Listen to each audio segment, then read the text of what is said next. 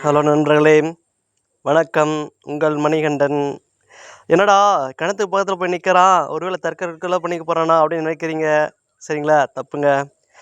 ஏன் இந்த கிணத்து பக்கம் வந்து வீடியோ எடுக்கிறேன் அப்படின்னு பார்த்தீங்கன்னா, இந்த கிணத்துல இருக்கிற தண்ணி பற்றி தாங்க இன்றைக்கி பேச போகிறோம். ஆமாங்க, நம்ம வாழ்க்கையில் நிறைய பேர் பச்சோந்தி மாதிரி இருக்கிறாங்க. இல்லை எதுக்காவது தகுந்த மாதிரி பார்த்தீங்கன்னா அவன் வந்து தன்னை வந்து மாற்றிக்கிட்டே இருக்கிறாங்க. ஒரே கேரக்டராக இருக்க மாட்டேங்கிறான், ஸ்டாண்டர்டாக இருக்க மாட்டேங்கிறான் அப்படின்னு சொல்லிட்டு இருக்காங்க. உண்மைதாங்க.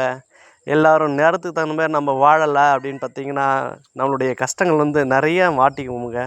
சரிங்களா? தண்ணியில் எப்படி ஒரு கலர் பவுடர் போட்டு அந்த கலர் பவுடரில் பார்த்தீங்கன்னா தண்ணி இந்த கலர் தான் இருக்குது, அதாவது சிவப்பு கலராக இருக்குது, பச்சை கலராக இருக்குது அப்படின்ற மாதிரி சொல்கிறாங்க இல்லைங்களா? அது உண்மைதாங்க. தண்ணி எப்படி தன்னுடைய நிறத்தை அந்த பவுடருக்கு தகுந்த மாதிரி மாற்றிக்குதோ, இல்லை அந்த இடத்துக்கு தகுந்த மாதிரி மாற்றிக்குதோ, அதே மாதிரி தாங்க நாம் எல்லோரும் இடத்துக்கு தகுந்த மாதிரி நம்மளை மாற்றிக்கல அப்படின்னு பார்த்திங்கன்னா நம்மளை வந்து கஷ்டம் அப்படிங்கிற ஒரு பீடையான ஒரு நோய் தத்திக்குங்க.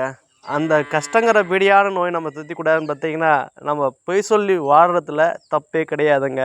நான் உண்மையாக தான் இருப்பேன், எல்லோரும் எனக்கு உண்மையாக தான் இருக்கணும் அப்படின்னு நம்ம நினச்சோன்னு பார்த்திங்கன்னா வாழ்க்கையில் எவ்வளோ பெரிய முட்டாளாக வாழ்ந்துட்டுருக்குறோம் அப்படிங்கிறது வந்து அந்த சூழ்நிலையை வந்து கடந்து போகும்போது தாங்க தெரியும்.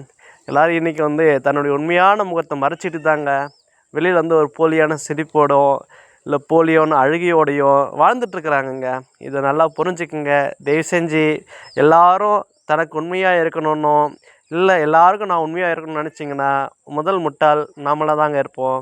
தயவு செஞ்சு உங்களை நீங்கள் மாற்றிக்குங்க. இந்த தண்ணி மாதிரி நீங்கள் வந்து இடத்துக்கு தகுந்த மாதிரி மாறுறது தான் புத்திசாலித்தனம். நன்றி, வணக்கம்.